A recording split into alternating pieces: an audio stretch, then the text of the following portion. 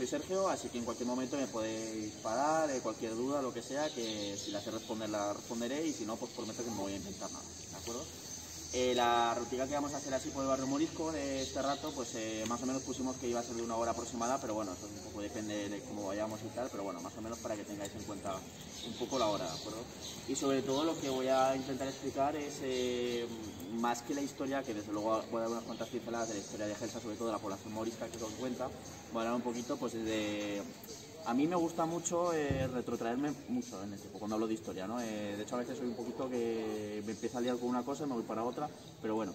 Y me voy a empezar un poquito a hablar de pues, la llegada de los puertos musulmanes a la península ibérica, cómo fue ese dominio, esa conquista de los musulmanes, al Andalus y etcétera, un amplio resumen para luego ir entendiendo un poquito mejor y dar ciertas pinceladas de quiénes eran esa población morisca, del por qué eran tan importantes en cuanto demográficamente y económicamente en el Reino de Aragón sobre todo, no solo, pero en el Reino de Aragón eran muy importantes y en el Reino de Valencia también por población, etcétera, qué supuso su expulsión, el por qué se les expulsa, las razones, aunque más o menos ya lo sabemos, ¿no? Pero bueno, para incidir un poquito más en ello, ¿no? Y sobre todo lo que supuso para pueblos como Gelsa, sobre todo, que estaban en la ribera del Ebro y de valles adyacentes que desembocan aquí, ¿no? En el Valle del Ebro, pues porque haya tanta población morisca en esta zona, ¿no? Y el por qué era tan importante y, bueno, pues las consecuencias de todo ello. Así que, bueno, por hacer ese pequeño resumen de la llegada de los musulmanes, antes incluso yo me voy a los visigodos, ¿no? Ya os he comentado que a mí me gusta mucho retrotraerme en el tiempo. Siempre se habla un poquito de las conquistas de los musulmanes, de los visigodos, que parece que los visigodos llegan aquí, pero nunca se habla de la conquista visigoda, sino que a veces incluso se los pone como que fundaron España y tal. Bueno, a ver, los visigodos eran una tribu germánica, que eran los godos, que se dividen en ostrogodos, que se acaban yendo a Italia, los visigodos que van a lo que será luego, bueno, la Galia y luego lo que será el reino de los francos, etcétera, los expulsan los francos y se vienen a la península ibérica, a España, ¿no? Y dominan esa zona. Según los estudios se calcula que serían unos 100.000 aproximadamente, unas 100.000 personas los visigodos que llegan a los territorios de las antiguas provincias hispanas del Imperio Romano y son una élite guerrera gobernante, o sea, simplemente llegan aquí unas gentes que lo que se dedican es a instalarse aquí y a gobernar a los millones de personas que ya vivían aquí, los hispano-romanos, los descendientes de los propios romanos, de los íberos, los celtíberos y todo ese conglomerado de gentes que van pasando. Porque a todos hemos escuchado más de una vez que por aquí por España han pasado todos, los godos, los alanos, no sé qué, todos. Así han pasado todo tipo de culturas prácticamente y casi las que no han existido, ¿no? Y bueno, pues llegan como una élite gobernante que gobiernan a los hispano-romanos que hay, pero son los que acaparan el poder con esa monarquía electiva que tienen. Los visigodos normalmente no reinaba, o sea, no sucedía el rey, el hijo del rey que moría, sino que eran elegidos por los nobles, por la nobleza visigoda. Y así se establece ese reino visigodo hasta que, bueno, ya sabemos que en el famoso año 711, pues por esas guerras internas que hay, por ejemplo, estaba el último rey, don Rodrigo, que estaba luchando contra los vascones por ahí, por la zona de Pamplona, etcétera, cuando finalmente llega ese primer contingente musulmán, comandado por Al-Tariq, que da nombre a Gibraltar, porque de Gibraltar viene de Al-Tariq, que sería como la roca de Tariq. Es un bereber que llega con unos 7.000 hombres que desembarcan, que en principio parece que llegaron sobre todo para ayudar a los hijos del penúltimo rey visigodo, el rey Witiza, para intentar arrebatarle el trono a don Rodrigo. Y de hecho un poco la idea sería, mira, Tariq, nos ayudas un poco, nos traes unos cuantos musulmanes bereberes del Magreb, del norte de África, y te damos unas cuantas tierras de nuestro reino a cambio de que nos des el trono, ¿no? Ya había ocurrido siglos antes. En este caso, la ayuda fue de los bizantinos, del Imperio Bizantino en la época de Justiniano I, en el siglo VI. Ya había ocurrido eso. ¿Cuánto es de cierto, perdona, sí. ¿Cuánto es de cierto que las barcazas para cruzar el estrecho se las proporcionó el conde de Ceuta? Don Julián era. Don Julián. Que además dicen, hay una leyenda que dice que acabó enterrado por el castillo de Loarre y tal, la leyenda totalmente, ¿no? Que de lo de la traición entre los nuestros, es posible, nada nuevo bajo el sol. Exactamente. Es posible que hubiera cierta ayuda. Bueno, siempre se ha hablado de que hay una conspiración, etcétera. Es posible que... Al ser monarquía electiva, que podría ser bastante más lógica. Sí. Que la hereditaria, tuvieron que ir a parar a la hereditaria porque si no las cuchilladas funcionaban. Y es bastante probable que sí que hubiera una figura, se llamara Don Julián o como se llamara, en el norte de África, porque sí que había posiciones del reino visigodo en el norte de África, por el tema comercial, etcétera, que pues ayudara a los musulmanes no por venganza contra Rodrigo, sino, mira, si nos ayudas un poquito, o al menos no nos pones problemas, cuando derroquemos a Rodrigo y pongamos a los hijos de Witiza como reyes, bueno, que luego habría habido una guerra entre los hijos de Witiza seguramente, si hubieran vencido, pues te damos aquí un cargo más importante entre el reino visigodo. Estas cosas entre la nobleza y tal, es que no hace falta explicarlas, ¿no? El problema es que llegan los musulmanes aquí con unos efectivos de un contingente de unas 7.000 personas. 7.000 personas. En la península estamos hablando que en esa época habría unos 3-4 millones de personas en toda la península ibérica, en lo que eran las antiguas provincias de la Hispania romana. Pues llegan y dicen, pues no se está aquí tan mal. Y además justo estábamos con el Imperio Islámico de los Omeyas en plena expansión. Habían tenido una expansión de apenas 40-50 años tremenda, después de dominar todo lo que es la península arábiga. Luego se expanden por todo, pues, toda la zona de Mesopotamia, todo el norte de África, en fin. Y el caso es que llegan y entonces, claro, don Rodrigo llega con sus ejércitos, con sus huestes, y serán derrotadas en la batalla de Guadalete en julio del año 711, no, en abril, perdón, del año 711, ayudadas también por el gobernador de la provincia de Ifriqiya, que sería la del norte de África, que se llamaba Al-Musa, y dice, mira, vamos a ayudar a este hombre que al Tarif, que ha llegado y además es bereber. El gobernador de Ifriqiya era árabe, los árabes se consideraban superiores por encima del resto de musulmanes, por supuesto. Y digo, no vaya a ser que este se quiera la gloria, que al final el gobernador soy yo, ¿no? Y llega con otro contingente de unos 12.000 hombres que apoyan a los 7.000 anteriores y son los que acometen la conquista del Andalus, una conquista muy rápida. Llegan en el año 711, en el 714 están ya por aquí, dominando Zaragoza, que era la ciudad, como llamaban los visigodos, a Zaragoza, llegan a Huesca aproximadamente, es decir, que en apenas 3 años han dominado prácticamente todo lo que sería el reino visigodo, ¿no? Tras esas derrotas, ahí se ve que el reino visigodo era simplemente una élite gobernante, porque en cuanto destruyes a su ejército, se cae todo, como un dominó, se cae absolutamente todo, ¿no? Y lo que se ve es que la población hispano-romana que ya había aquí, le daba igual que lo gobernara, entre comillas. Mientras les dejaron un poco hacer sus cosas, y de hecho, estamos viendo, pues eso, esos 3-4 millones de habitantes que había, son de nuevo conquistados, gobernados, pues por 20.000, 30.000, 40.000 musulmanes. O sea, si no vemos una colaboración ahí de algún tipo, evidentemente sí que hubo resistencia, pero si no vemos algún tipo de colaboración, o como mínimo, mira, gobiérname que mientras no me dejes un poco tranquilo, me dejas, ¿no? Pues sería imposible que tan poca gente conquistara un territorio tan vasto. Además no se quedan aquí, luego se meten en Francia bastante, se meten los musulmanes en Francia. Hay presencia musulmana en Francia hasta el año 750 aproximadamente, o sea, es bastante importante, ¿no? Que a veces eso se nos olvida. Y bueno, pues se quedan aquí, establecen pues una parte de la provincia de Ifriqiya, que sería el Andalus, que luego acabará desgajándose con ese Abderramán, ese Omeya que va huyendo de los abásidas desde Oriente, llega aquí, desembarca en Almuñécar y se establece como emir, como el emir Omeya del Andalus, ¿no? Y ahí comienza la historia del emirato. Y bueno, ahí es importante, por ejemplo, estos primeros años del Andalus, en los que, bueno, pues llegan esas gentes, llegan, como hemos dicho, bereberes, magrebíes, etcétera, llevan también árabes, y cuando se conquista un territorio, ¿qué se hace? Repartir, ¿no? sí. Claro, las tierras buenas, ¿para quiénes van? Los árabes. Para los árabes, para los que son... O sea, son todos musulmanes, pero están los árabes, los no sé qué. Los árabes se consideraban la élite, y todos los árabes estaban las familias que todavía eran la élite de la élite, tipo los omeyas, luego los abásidas, etcétera. Aunque los abásidas no eran del todo árabes, estaban más por la zona de Persia, por donde Irán, etcétera, ¿no? Y bueno, pues se reparten las tierras y las buenas se las quedan los árabes. Por ejemplo, todo lo que es las tierras del Valle del Ebro se reparten sobre todo entre los árabes. En cambio, la zona del río Duero, que al principio se consideraba como más peligrosa, menos fértil, etcétera, se lo dan a gente como los bereberes. ¿Qué es lo que pasa? Que en el 750 más o menos hay una gran rebelión de los bereberes que dicen que hemos participado en la conquista igual que vosotros, ¿nos vamos a quedar con lo peor? No. Abandonar esas tierras. Y de hecho, si vemos siempre un mapa de la Reconquista que se llama, ¿no? En plan, porque el Reino de León hacia el año 1085 está ya poseído, en cambio Aragón, cuando Barcelona, etcétera, Navarra, están arriba todavía. En plan, ¿no os ha chocado alguna vez ese tipo de mapa, esa diferencia? En plan, ¿qué pasa? ¿Que eran más machotes los luchaban mejor, los de León o algo así, por aquí no se luchaba tan bien? Pues porque el Valle del Duero se abandona muy pronto por estos bereberes, por esta rebelión. Es tierra prácticamente despoblada, lo que permite que el reino de Asturias primero, luego ya Asturias, León, luego ya el reino de León, etcétera, luego se irá transformando con el reino de Castilla, León y la conjunción de ambos, pues avance muy rápido. Muy rápido entre comillas, pasaban 3 siglos, ¿no?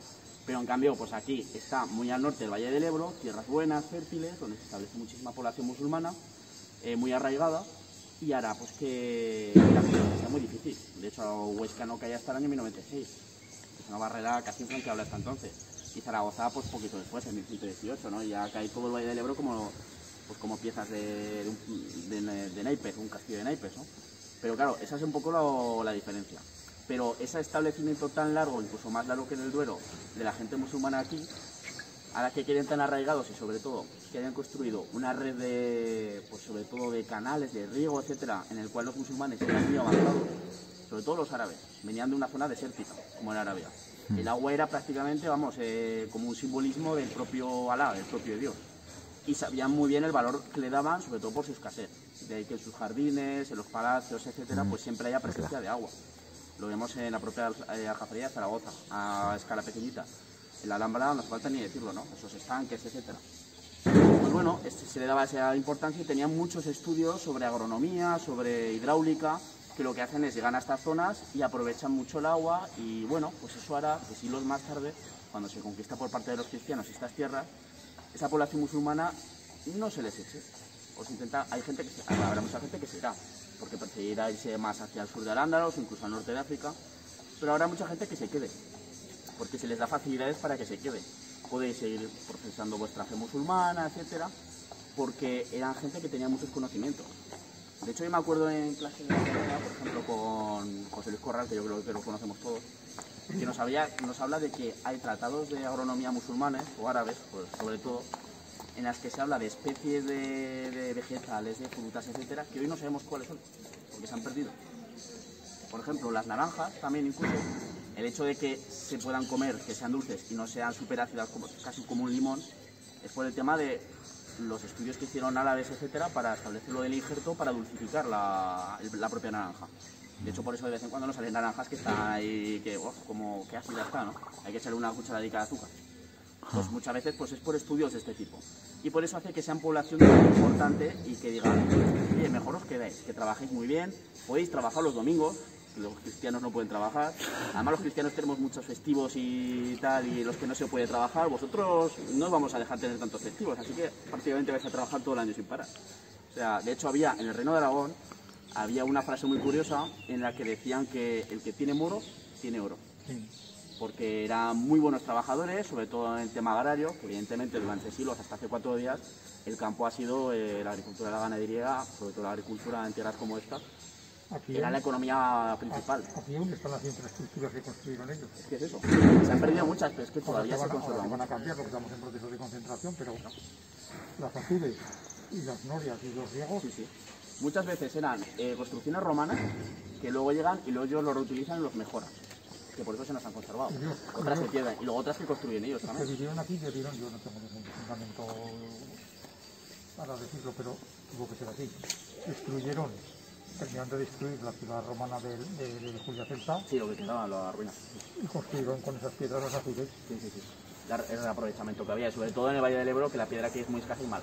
Aquí era todo piedra de misca, porque aquí en esta zona no hay zonas de Castalla, en esta zona del Patrón y eso. Porque tenemos todas las iglesias, prácticamente catedrales de Aragón, del Valle del Ebro, construidas en ladrillo, prácticamente todas. El Aseo, el Pilar, cualquier iglesia de cualquier pueblo, la de Tarazona, todo, o sea, ladrillo, que era más barato, era más feo, pero es lo que había, porque la piedra cuesta mucho dinero, solo se pone en las partes bajas, que aguanta más la humedad, sobre todo si es piedra buena, y sobre todo el choque de carruajes, etcétera, en calles estrechas como eran antes, que el ladrillo, que es algo malísimo para que aguante construcciones tan grandes, ¿no?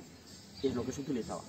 Y por eso, entre otras muchas razones, la población musulmana era tan importante en el Valle del Ebro. Y por eso habrá tanta pervivencia de ese tipo de gente.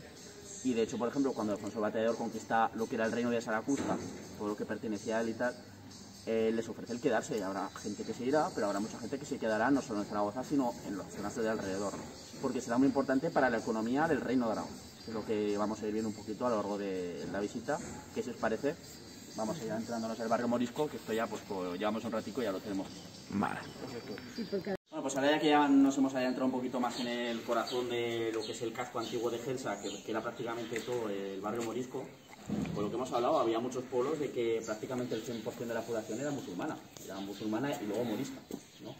Y, por ejemplo, ¿cuándo fue? En septiembre estuvimos en Codo, que está aquí cerquita, así con la Asociación Cuatro Torres de Codo, y estuvimos hablando prácticamente de lo mismo, del tema, de hecho luego lo mencionaré, una guerra que es muy poco conocida, que es la de montañeses y moriscos, que afectó a esta zona, sobre todo a Codo, que fue arrasada. Pues Codo, por ejemplo, el 100% de la población que había ahí era morisca, o sea, el 100%. O sea, aquí prácticamente. De hecho, por ejemplo, cuando se hacían censos de población en la Edad Media, no se hacía como ahora, en plan cada persona, cada individuo, no, se hacía por juegos.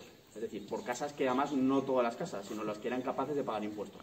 Los que no podían pagar, eso no contaban para nada. O sea, eso nada, eso fuera.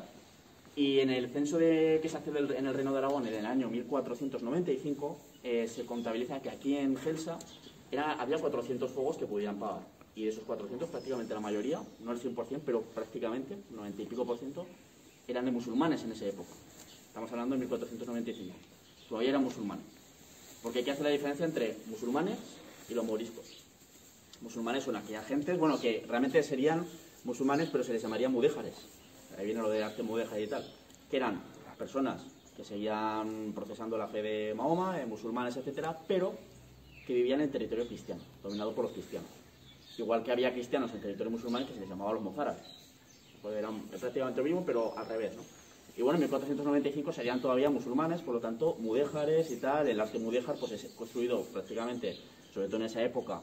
Más adelante será por moriscos, pero se le seguirá llamando mudéjar, ¿no? Pero eran construcciones de musulmanes hechas para cristianos.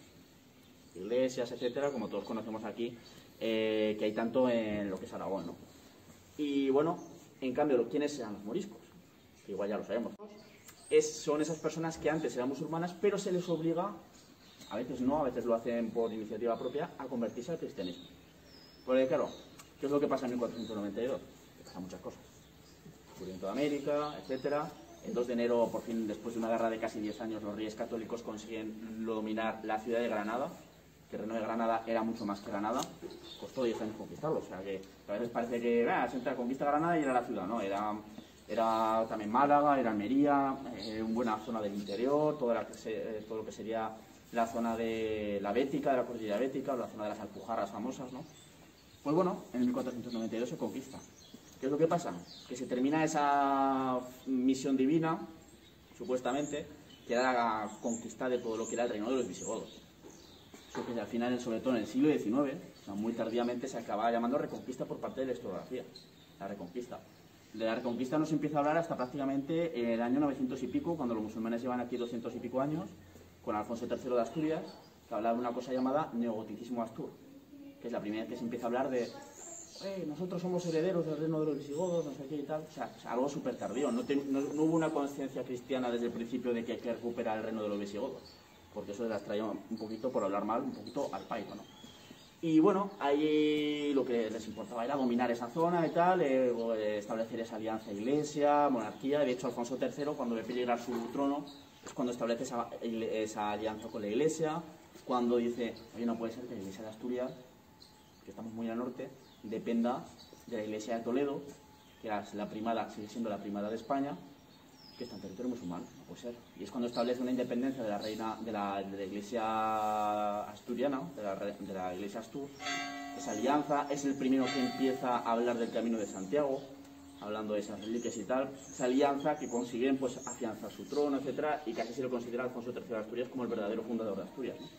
Luego hay estas frases que se hablan de que Asturias es España y el resto tierra conquistada, ¿no? Pero bueno, el caso es que, bueno, pues estábamos en esta etapa, ¿de acuerdo? De 1492 estamos hablando, que hay Granada, y pues tras esa misión de conquistar todo lo que sería la península ibérica por parte de los reinos cristianos, con esa alianza, sobre todo dinástica, entre la corona de Aragón, con Fernando II católico y Castilla, con Isabel la católica, Isabel I de Castilla, pues empieza otra misión, que es, si estábamos gobernados de toda la península por cristianos, lo lógico es que solo haya cristianos aquí, ¿no? Es un paso más, ¿no?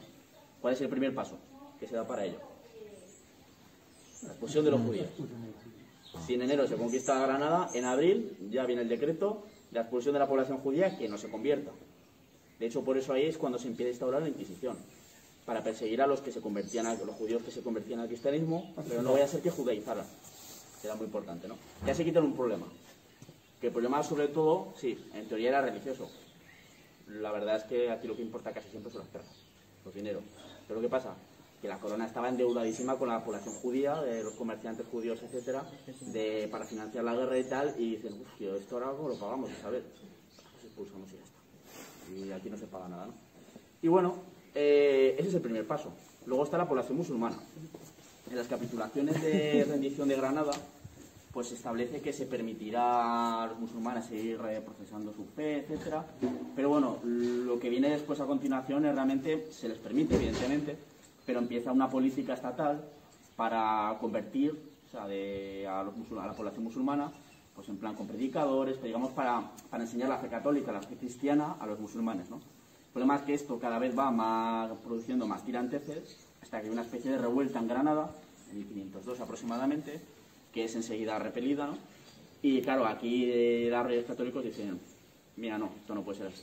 ¿Qué es lo que hacemos? Todos los musulmanes, a partir de ahora, la obligación de convertirse al cristianismo. Y es cuando aparecen los moriscos. Son, en teoría, cristianos, hubo conversiones de buena fe, o sea, que, bueno, pues me convierto para intentar vivir en paz y tal, pero hubo mucha gente que, claro, llevaban siglos viviendo aquí, su familia, sus muertos estaban enterrados en el cementerio del pueblo, de la ciudad, etcétera. Llevaban sus propiedades, estaban aquí, estaban muy arraigados a la zona, ¿no? Era su tierra. Pues habrá muchos que digan, bueno, pues me convierto al cristianismo, visto a la cristiana, me pongo nombre cristiano, pues antes me llamaba Yusuf, pues ahora me llamo Pablo, o lo que sea, pero yo en el interior de mi casa voy a seguir siendo musulmán. Muchas veces luego los hijos ya pues van perdiendo esa fe y tal, pero bueno, siempre estaba esa sospecha, ¿no? A los que llamaban los marranos, los cristianos viejos que se decían, los llamaban los marranos, ¿no? Y claro, ahí entra también la Inquisición, que ya no solo investigaba a los judíos conversos, pues para que no judaizaran, sino que también empiezan a investigar a los moriscos. Digo, sois musulmanes conversos y bueno, tenéis que demostrar de buena fe que sois cristianos, de verdad. Y aún así siempre estaba la duda. O sea, podías demostrar, o sea, podías ser totalmente cristiano, de verdad, dar 1000 muestras y siempre, si había alguna disputa, siempre iba a las de perder. Y de hecho, por ejemplo, no sé si sabéis que hacemos un programa de radio en Aragón Radio, bueno, el año pasado se llamaba Historia de Aragón, ahora estamos haciendo uno de leyendas. Pues el año pasado llevamos una filóloga que se llama Beatriz Arce, que ha estudiado sobre el tema de los moriscos, etcétera, y habla de costumbres curiosas que había en las localidades donde había mucha población morisca. Y era que se vigilaban, ¿será cristiano o no? ¿Será cristiano o no? ¿Qué es lo que hacían para a veces averiguarlo? Claro, agua corriente teníamos en las casas en esa época, los ricos como mucho, ¿no? Íbamos para conseguir agua, íbamos a las fuentes del pueblo. ¿Qué es lo que hacía la gente? Cogía grasa de cerdo, untaba los caños de agua donde salía el agua y luego... Esta situación era curiosa, ¿no? Porque era un poco de vigilancia, pero luego se ponían, untaban ahí con la grasa de cerdo y tal. Claro, los musulmanes no pueden comer cerdo, ¿no? Los judíos tampoco, por cierto. Y decía, si este coge agua, es que es cristiano. Se supone. O sea, o igual no, igual coge el agua para hacer el parque y luego la tira, pero bueno. Pero, uy, ese que ha ido con el cántaro y no ha cogido agua cuando ha visto que está... Digo, ese es musulmán. Ese no, ese a por él. Y había las típicas de necesitar, pero son cosas a veces que son muy curiosas que casi parece que dan risa, ¿no? Sí, pero en esa época, ojo, porque te podían denunciar y si a la Inquisición, y tú vas a la Inquisición siempre tendrá la razón. La Inquisición es como la inspección de Hacienda. Un poco, exactamente. Exactamente. Se cambia el canto, ¿ves? No. Entonces era por cuestión de... Además la Inquisición también te quitaba los pecados. Lo que pasa es que te quitaba más cosas. Yo creo que sí, si Isabel la Católica no la canonizaron fue por la expulsión de los moriscos. Posible. Pero bueno, el caso es que bueno, se obliga a convertirse a los musulmanes, pero no solo en el reino de Castilla.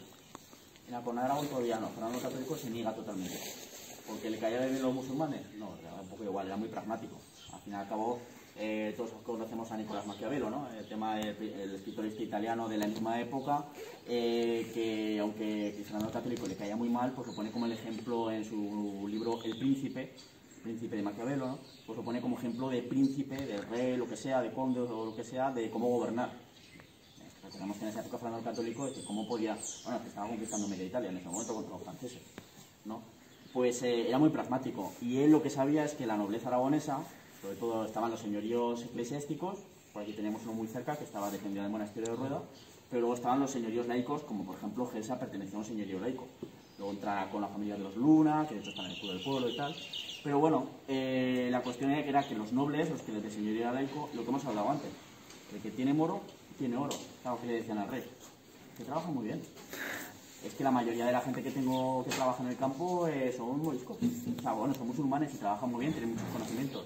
A ver si los vamos a obligar a convertirse también aquí en el Reino de Aragón, etcétera, y se me van a enfadar, van a trabajar peor, no sé qué, vamos a causar problemas, o se me van a ir, voy a perder impuestos, voy a perder tierras de labranza trabajadas, etcétera.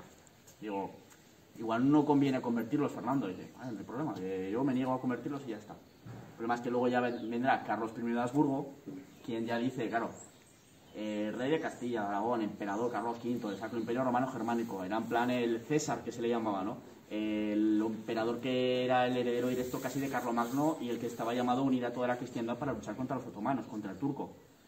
Era en plan, bueno, encima le estaba surgiendo justo en esos años el tema de Lutero por Alemania, en el Sacro Imperio Romano Germánico. Decían, como que estaban entredicho ese liderazgo cristiano al que estaba llamado. Y dice, y tengo musulmanes viviendo en mis territorios de la corona de Aragón.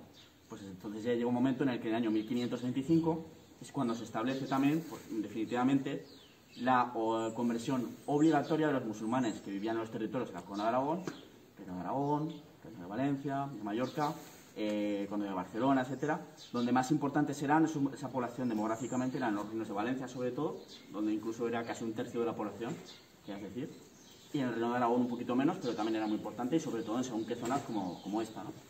Y ya se les obligaba a convertirse, o a irse. Claro, si te ibas no era en plan, vendo todo, lo vendo bien y me voy con un montón de... No, te vas con lo justo y con lo opuesto. Así que claro, era una decisión pues difícil y la mayoría de la población se convirtió, pero era por obligación. Y en teoría eran cristianos, pero lo que estábamos hablando, ¿no? Que probablemente la buena parte de la población realmente seguían siendo musulmanes. Pero es verdad que aquí en el Reino de Aragón los moriscos se asimilaron mucho. O sea, se metieron mucho en la sociedad a lo largo del siglo XVI, a lo largo de ese siglo, más que por ejemplo en el Reino de Valencia. En el Reino de Valencia la población morisca pues como que estuvo todavía, eran como casi comunidades apartadas dentro de la propia población. Casi como que no se juntaban, no se casaban con cristianos viejos, etcétera. Seguían hablando árabe. Aquí en el Reino de Aragón el árabe lo pierden enseguida. Prácticamente casi después de la conquista, en el siglo XII-XIII, han perdido la lengua, lo que es la lengua árabe. La escritura no la pierden. De hecho, la referencia que he hecho antes a Beatriz Arce, esta filóloga, su tesis doctoral es muy curiosa, ya que en un pueblo que está entre Cariñena y la Almunia de Doña Godina, en Almonací de la Sierra, ¿qué pasó en 1890? Pues que compraron una casa de la antigua zona de la Morería, del barrio morisco, y dicen, vamos a reformarla. Tiran un tabique y ¿qué se encuentran? Una biblioteca entera, emparedada, de los moriscos que habían vivido en esa casa y que no querían que sus costumbres, su historia, su tradición se perdiera porque eso lo iban a quemar, la Inquisición. Se quedan flipando. ¿Qué es lo que hacen? ¿Libros? ¿Para qué? Vamos a quemarlos. Pero llevaba un escolapio que había del pueblo, dijo, esto es una locura y tal, y consiguió salvar, no sé si dijo que eran unos 3.000 volúmenes que consiguió salvar de la quema. Aún así se perdió bastante. O sea, era una biblioteca impresionante. O sea, de entre documentos, algunos pequeños, una hoja de un pergamino, etcétera, libros, etcétera, Coranes, pero no era todo religioso, había mucho sobre costumbres y tal. Y lo más curioso es que esa colección que se salvó, luego se han encontrado más, la mayoría en lo que es Aragón y en territorios adyacentes, porque esto es casi típico de Aragón. Lo más curioso es que esos libros estaban escritos con escritura árabe, es decir, escritos de derecha a izquierda, con la grafía árabe, que el libro empieza no por aquí, sino por aquí, al revés que nosotros. Pero lo curioso es que no estaban escritos con lengua árabe, sí con escritura, pero no con lengua, porque la habían perdido, como he dicho. ¿Cuál es la lengua que utilizaban? Aragonés. O sea, cuando se pusieron a estudiar ya muchas décadas más tarde esos escritos que se habían salvado, menos mal del fuego, se dan de cuenta de, bueno, esto está escrito en árabe, pero esto no es árabe. ¿Esto qué es? Se van dando cuenta que esos moriscos, los moriscos del Reino de Aragón, querían preservar ciertas costumbres, etcétera. Entre esas cosas, pues querían, al menos habían perdido la lengua, pero no la escritura, pues querían pervivir eso, ¿no? Y están escribiendo en aragonés la mayoría de los documentos. También había castellano, pero en esta época en aragonés. Y se encontró eso en Almonací de la Sierra, luego se empezó a buscar en otras casas y, como he dicho, también se encontraron en otros lugares, ¿no? Pero ese es el hallazgo más destacado y es súper curioso. Y ahí nos hablan de costumbres que tenían las gentes, de los moriscos. O sea, no hablan un poco de los cristianos, prácticamente no hablan, o no hablan. Tienen libros de cocina, de gastronomía, tienen de temas agrarios, etcétera, tienen corones que son obras de arte, de todo tipo. Sus costumbres familiares también. No querían que eso se perdiera. Pues es algo muy curioso que se ha encontrado y bueno, pues lo tenemos ahí. Pues en este legado habrá muchísima información. En cuanto a costumbres, etcétera, muchísimo, de cómo vivían. Ahí nos cuentan a veces, de ese sacado, entre otros sitios, lo del tema de los caños de agua, de lo de la grasa del cerdo, pues ahí lo comentaban un poco como a chanza, ¿no? Pero chanza, hay como de guasa, ¿no? Pero luego, en fin, y es una auténtica maravilla eso. Y nos estuvo hablando, pues, Beatriz Arce de este tema que es muy curioso. Y bueno, vemos esa, y como digo, aquí en el Reino de Aragón, de hecho ahí se ve un poquito, ¿no? Del tema de que habían perdido la lengua árabe, pero no la escritura. Ese tema de que estaba hablando, que en el Reino de Aragón, a lo largo del siglo XVI, esa población morisca se asimiló mucho con el Reino de Aragón, con la población autóctona. Aunque también es verdad que había muchas localidades, como llevamos hablando ya un rato, que la mayoría de la población era morisca, por no decir todo. Y sobre todo estaríamos hablando de toda la zona del Valle del Ebro, prácticamente, y de algunos valles afluentes del Ebro. En este caso, pues bueno, estamos en el Valle del Ebro y este era uno de los casos principales, ¿no?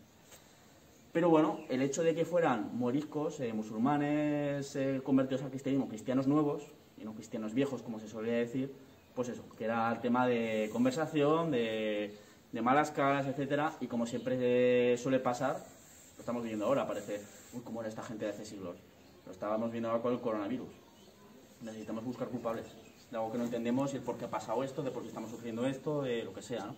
Y en esa época también, en cuanto te venía una época de crisis económica, había sequías, etcétera, ¿a quién culpabas?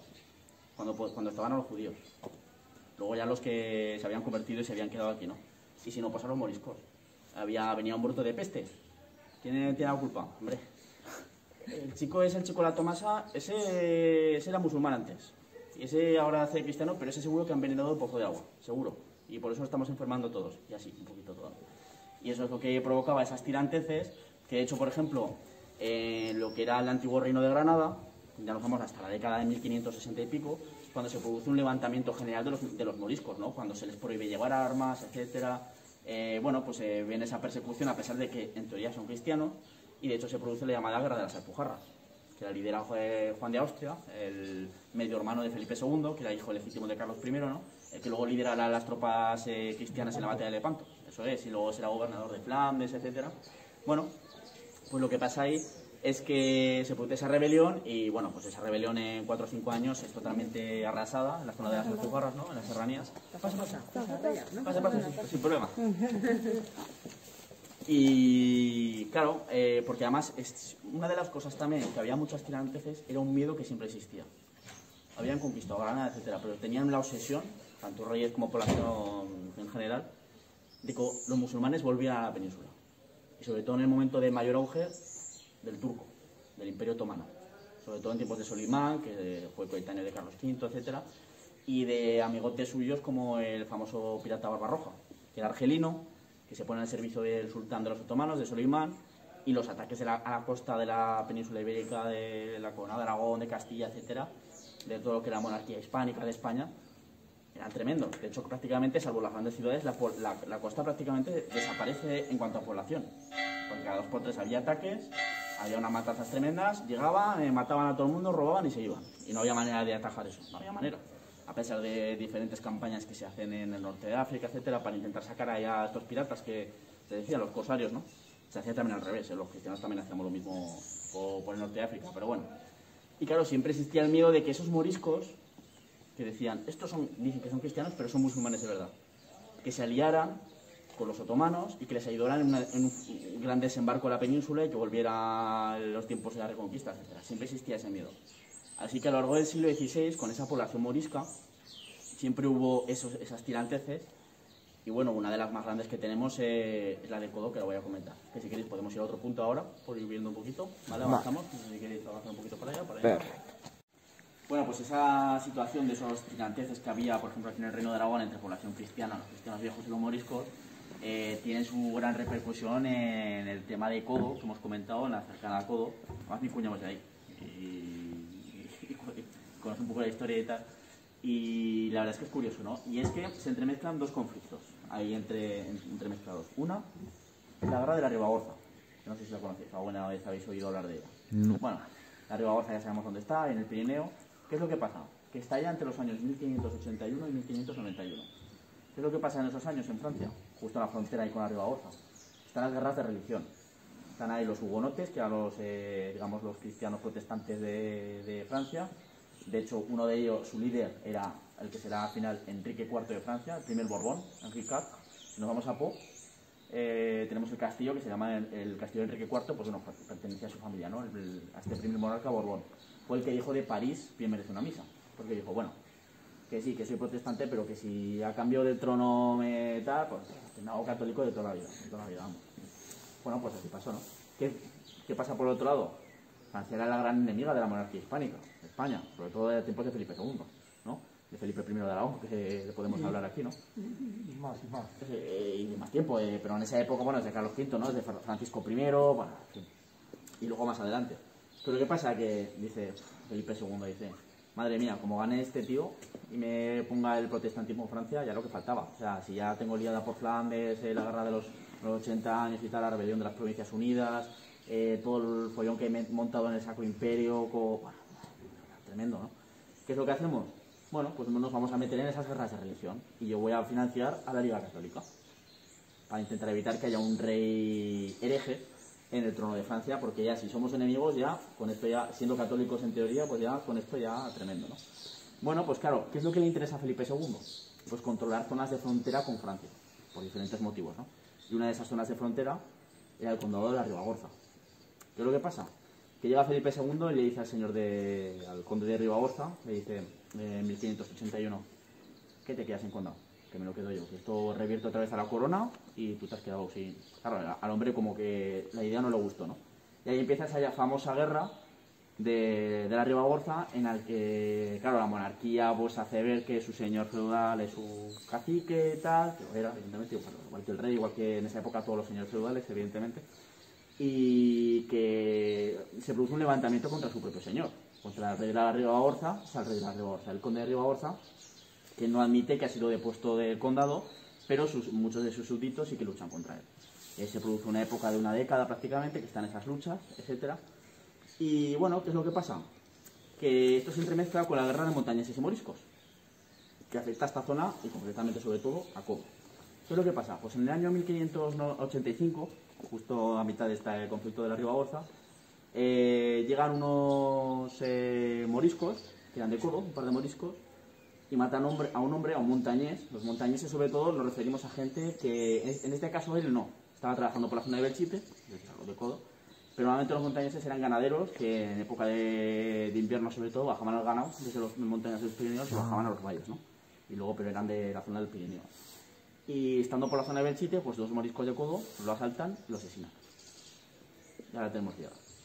Pero ¿qué pasa? Que el sobrino del asesinado baja con una cuadrilla de montañeses del Pirineo, baja a Codo y bueno, pues hace una escabechina y mata a unos cuantos moriscos de la zona de Codo.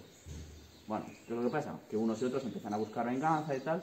Y al final lo que encontramos es una auténtica guerra de guerrillas, podríamos hablar, entre esos montañeses y sus moriscos, sobre todo los de Codo.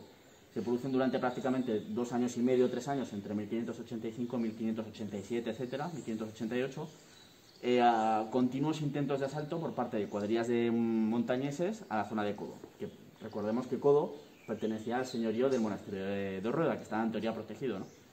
Y de hecho se consigue más o menos proteger. Hasta el momento en que una cuadrilla de moriscos de Codo acaba atacando, porque esta gente iba haciendo siempre amigos, ¿no? Por lo que fuera, no sabemos el porqué, solo sabemos que asesinan a un ganadero de Zaragoza y a unos oliveros que venían del condado de Barcelona, haciendo amigos por todas partes. Ahí se mete ya Zaragoza con su privilegio de 20, que Zaragoza tenía la prerrogativa de declararle la guerra a cualquier pueblo de Aragón, que se metiera con sus intereses, por cualquier cosa, para tener esa prerrogativa. Y ahí ya, pues bueno, el virrey de Aragón, que en ese momento era el conde de Sástago, pues ya dice, mira, que yo ya paso, haz lo que queréis. Y vendrá una cuadrilla de 300 montañeses que asaltarán Codo, además liderados por un personaje que es de película, que si fuera americano o inglés tendríamos películas, series, novelas, de todo, que se llamaba Lupercio Latraz. No sé si habéis escuchado alguna vez de él, un poquito, ¿no? Pues ese, como estaba, su señor era el conde de la Ribagorza, pues para intentar que le ayudaran los montañeses en esa lucha contra Felipe II, pues les ayudan en el ataque de Codo contra los moriscos. Y en ese año, pues ese asalto, llegan 300 hombres montañeses y tal, asaltan Codo y la arrasan. lo arrasan totalmente, matan a toda la población, al 100% de la población morisca, para que veamos un poquito el tipo de tiranteces, por llamarlo de alguna manera, porque esto es una matanza auténtica, ¿no?, que había en esta época entre la población cristiana vieja, y eso que estemos hablando de que en el Reino de Aragón la población morisca en general estaba mucho más asimilada, como ya hemos comentado antes, que en otros sitios como en el Reino de Valencia. Era muy curioso, ¿no? Y bueno, el Lupercio la Trasista era un personaje, es que este señor fue bandolero, fue contrabandista, espió en Inglaterra y en Francia como espía doble al servicio de Felipe II, se enroló en los tercios, estuvo por Nápoles, por Sicilia, se llegó a entrevistar con el Papa de la época, acabó sus días como corsario en un barco inglés. Ese hombre era de auténtica política, o sea, de auténtica película. Y de hecho, incluso cuando el virrey de Aragón le puso, el conde de Sástago le puso precio a su cabeza, él fue y le puso precio a la cabeza del virrey de Aragón. O sea, que era un fenómeno, este Lupercio Latraz. Bueno, al final acabó justicia, pero bueno. Pero tuvo una vida que, ya digo, si hubiera personaje anglosajón, bueno, lo conoceríamos en todo el mundo, pero de sobra. Y estuvo inmiscuido y estuvo en esta zona pues buscando apoyos de los montañeses, pero también de la zona de aquí, ¿no? Y lo que es curioso es que, bueno, se ve ese tipo de venganza, pero que no se atacara a otras poblaciones prácticamente. Siendo que había mucha población morisca, por ejemplo aquí en Gesa, que se concentraba todo en Codo, ¿no? Que bueno, claro, la explicación es que originariamente los asaltantes, etcétera, eran de Codo. Pero bueno, como eran todos moriscos, lo curioso es que no se atacara al resto de... Probablemente aquí se salvaron porque era parte del señorío laico, de los señores de Luna, etcétera. O sea, fue uno de los motivos, ¿no? Pero aquí vemos un poquito de esa situación. Una vez un señor de Pina, que es maestro en Pina, me dejó unos documentos que también hablaban que sobre todo en Pina y aquí un poco en Gersa también hubo algún escarceo. Sí, también sabía. Pero me refiero con esto de la guerra de los montañeses moriscos, pero nada comparable con lo de Codo, que es que se salvó el castillo porque pertenecía al señorío de Rueda. Sí. Que en teoría los moriscos, las personas también pertenecían como vasallos, pero a eso no se les respeta. Pero es curioso, en la población, es que en la zona de Campo de Belsita la población musulmana también era tremenda. En Belsita era más del 50% de la población, en Codo ya lo hemos comentado, en Almonacid, etcétera, y por aquí también, por Gersa también. Y de hecho, bueno, pues ese tipo de problemas, ¿qué es lo que era? Que se veía por parte de la monarquía. Pues que la situación de intentar evangelizar a los cristianos ya convertidos, que se considera como moriscos, ¿no?, está fracasando. Estamos ya en época de 1580 y pico, la conversión aquí en el Reino de Aragón ha sido en 1525, en el Reino de Valencia fue un año antes, en Castilla tampoco funciona y fue 25 años antes prácticamente que las de Aragón o las de Valencia. No funciona. O sea, al menos esas tiranteces sociales se ve que no funcionan. ¿Pero qué es lo que pasa? Que la monarquía hispánica estaba, otra cosa no, pero en guerra permanente prácticamente. Si no era con uno, era con otro, y si no contra todos a la vez. No permitía dedicar recursos a una, digamos, solución final entre comillas, que iba a ser la expulsión de los moriscos. Que si os parece, pues eso lo podemos comentar en otro punto del barrio y así damos otro pequeño paseico. Vale. Bueno, pues como decíamos, ya prácticamente para ir terminando un poco la visita al barrio morisco, ese punto álgido de estas situaciones, ¿no?, fue esa solución final que se le quiso dar al problema morisco, que fue la famosa expulsión de los moriscos, ¿no? Ya con Felipe III de Habsburgo, Felipe III en Castilla, Felipe II en Aragón, entonces eso hace un poco de... Pero a nosotros siempre nos gusta un poquito hacer esa diferencia, ¿no?, para no seguir siempre el tema de la historiografía que se ha hecho desde Madrid, desde Castilla, etcétera. Pues bueno, esa diferencia. Pero bueno, esto lo conocemos como Felipe III. Y claro, ¿por qué se les empieza a expulsar en el año 1609 y los años siguientes, más o menos en los 2-3 años siguientes? Porque justo en 1609 es cuando se alcanza una paz, la paz hispánica, que se le llama la paz hispánica, al estilo de la paz romana, del Imperio Romano, ¿no?, en el que por fin, después de décadas y décadas, bueno, podríamos hablar prácticamente de un siglo, se está en paz con todo el mundo. Se llega a una paz con Inglaterra, que se llevaba en la guerra esta famosa en la que se produjo la mal llamada Armada Invencible, la contraarmada que también acabó estrepitosamente los ingleses en La Coruña con María Pita, en Lisboa, en fin.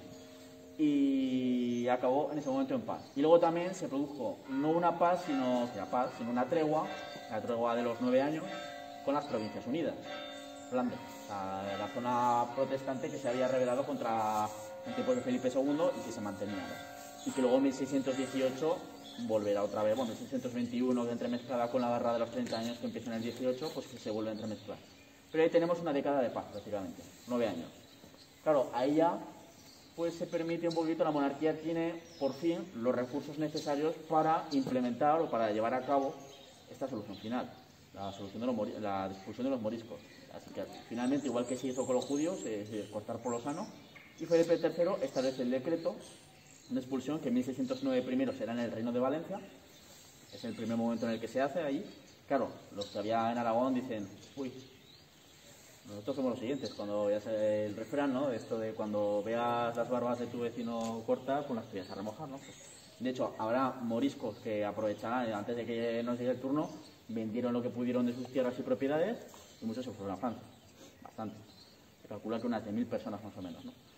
Y luego ya al año siguiente, claro, la monarquía, como he dicho, como está en paz, pues empieza a contar con ejército para poder derivarlo a pues, las tareas de expulsión, galeras que los lleven al norte de África, etcétera.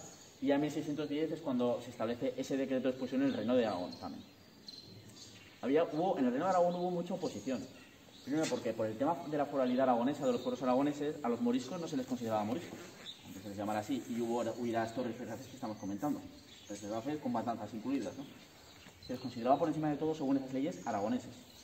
O sea, estaban protegidos por los pueblos aragoneses y hubo mucha oposición. Sobre todo, de nuevo, por la nobleza. De nuevo. ¿Porque les cayeran bien? No. Porque, bueno, habían sido musulmanes, ahora eran en teoría cristianos, pero seguían trabajando muy bien, aunque tengan más días de fiesta que antes cuando eran musulmanes, ¿no? Antes de que hemos hablado, hasta 1525, esa conversión forzosa en la corona de Aragón por Carlos V. Y bueno, pues hubo mucha oposición hasta que se empezó a hablar, bueno, a ver, si los expulsamos a los nobles que tenéis muchos vasallos que son moriscos, pues se os va a recompensar pues, con más tierras, con exenciones de lo que sea. Bueno, pues si nos compensan, pues expulsarlos si queréis, ¿no? Y ahí llegará ese decreto que se firma, no me acuerdo muy bien si fue en marzo de 1610, pero no se publica hasta prácticamente un mes después, para que no cundiera el pánico y tal. Se publica ya cuando están todos los preparativos hechos, con tropas ya en el Reino de Aragón, con las galeras preparadas en la zona de Castellón, etcétera, para acometer esa expulsión. Y es cuando comienza esa expulsión. Además, no se les permite, o sea, ahí sí que tenían que irse de sí o sí. Antes habían tenido la opción de convertirse o irse, ahora es te vas o te vas. Y si no te vas, como te pillemos y sepamos que eres morisco, la pena es la muerte. Ahí no había, ¿no? Y bueno, comienza esa expulsión y se calcula que en Aragón más o menos fueron unas cerca de 70.000 personas las que fueron expulsadas, solo en el Reino de Aragón, que podríamos decir, bueno, fueron muchísimas, pero tampoco parece que sean tantas, ¿no? Pero es que contando que Aragón nunca ha sido especialmente un territorio muy poblado, no lo es ahora, tampoco, aún menos en esa época, eso fue un golpe brutal. Pero sobre todo en las zonas del Valle del Ebro, en muchos pueblos como Gelsa, por ejemplo, en el que prácticamente el 100% de la población era morisca. De hecho, según el fuego, el fogaje se había hecho más adelante, en este caso ya no es por fuego, sino más o menos que se calcula aproximadamente, también por el registro que se hizo, que de Gelsa salieron 1.700 personas, prácticamente toda la población. Claro, ¿eso qué implica? Vale, hemos solucionado el problema religioso, ahora los territorios de la monarquía hispánica son todos cristianísimos, etcétera, pero hemos perdido población que trabajaba muy bien, que trabajaba los campos, la agricultura, primer motor económico de la época, primerísimo, de hecho. Esos campos quedan sin trabajar, improductivos, no van a producir nada de comida, por lo tanto no van a producir diezmos, ni impuestos, etc. Es un desastre económico y demográfico para el Reino de Aragón tremendo, del que tardará prácticamente un siglo en recuperarse, siendo que ya se había empezado a recuperar ya de la expulsión de los judíos un siglo antes. O sea, es algo un poco más de un siglo antes, en 1492, ¿no? Fue un golpe durísimo para el Reino de Aragón, para el Reino de Valencia ni contemos. Hemos dicho que era prácticamente un tercio de la población. Fue tremendo, ¿no? Y bueno, pues ahí se produce aún así esa expulsión, en el que, bueno, se hizo una especie de estudio más adelante, de esa misma época, en la que se decía que no había tenido prácticamente impacto, que no había tenido impacto, al revés, que había sido muy beneficioso para la fe, para tal, etc. Pero la verdad es que sí que tuvo muchísimo impacto. Y de hecho en Gelsa, los señores de Gelsa tuvieron que establecer una carta a Puebla de 1628 como las que se hacían en la Reconquista. Cuando se conquistaba un pueblo, a los musulmanes, se necesitaban cartas de población para que viniera gente a esas tierras de frontera, que eran peligrosas, y decían, pues mira, tú judicialmente vas a depender no de un señor, sino directamente del rey. Eso solía ser bueno en esa época. Durante X años no vas a pagar ningún tipo de impuestos. En algunos sitios incluso, si vas a vivir ahí, se te va a nombrar caballero. Ejea de los Caballeros se llama así por eso, por un fuero que le dio Alfonso I el Batallador, que nada más conquista la población de Silla, como se llamaba por los musulmanes, a Egea. Dijo, todo el que vaya a poblar a Egea se convertirá directamente en hidalgo y en caballero. Claro, llegabas a la baja nobleza, pero eras noble. Hombre, se ha quedado en el nombre de Egea de los Caballeros. Y en una fecha tan tardía como 1628, que además ya había pasado bastante tiempo desde la expulsión, veían que esto era un yermo, toda esta zona, no es el único lugar. Pero claro, estamos en Gersa, pues eso, en 1628 de los señores de Gersa decían, chicos, que aquí se nos ha ido esta gente, bueno, los hemos echado, y es que esto no hay quien lo trabaje, es que además no viene nadie. No tenemos prácticamente población, fue muy poquita los cristianos viejos que se quedaron, y bueno, pues se fue necesaria ese antiguo uso de las cartas pueblas para intentar volver a repoblar la zona y que volvería a ser productiva. Que costó, ya os comento, que prácticamente un siglo, porque además el siglo XVII, los 1600 en adelante, aparte de guerras continuas de nuevo a partir de 1618, de hecho ahí la monarquía hispánica acaba perdiendo su papel de potencia hegemónica en Europa por tanta guerra, por tanta sangría económica, demográfica, etc. Fue un siglo muy frío en cuanto al clima, lo que fuera, lo que conllevaba crisis agrarias que llevaban a crisis de subsistencia, hambrunas, etc. Y de hecho hay cosas curiosas, aunque no tengan nada que ver con los moriscos, que el siglo XVII aquí en España es el siglo en el que más registros hay de apariciones marianas, de vírgenes, de santos, etc. ¿Por qué? La explicación histórica que se le ha dado es que el hecho de que hubiera un clima más frío hace que, por ejemplo, ¿cuál era el alimento básico en esa época? De la gente en común. El pan. Vale. Se hace con trigo, etc., ¿no? Pero ¿qué pasa? Que al haber un clima más frío, el trigo arraigaba menos y producía menos. Que empiezan a hacer empiezan a hacer pan con otro tipo de cereales que eran más resistentes al frío y un poquito más productivos, aunque fueran peores. Pan de centeno, por ejemplo, ¿no? Pero ¿qué es lo que pasa? Que al centeno se le pega un hongo que se llama el cornezuelo, que es alucinógeno.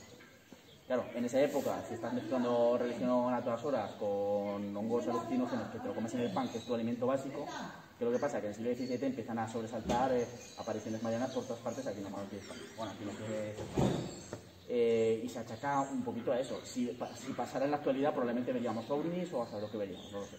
Pero bueno, es algo muy curioso que se une a toda esta situación de has expulsado un montón de gente, trabaja menos gente, hay reducción de población durante un siglo entero, hay por las guerras, por la sangría económica, por las malas cosechas, por todo, se junta ahí todo. Y prácticamente el Reino de Aragón tardará casi un siglo en recuperarse y luego encima cuando se está recuperando llega la guerra de sucesión española.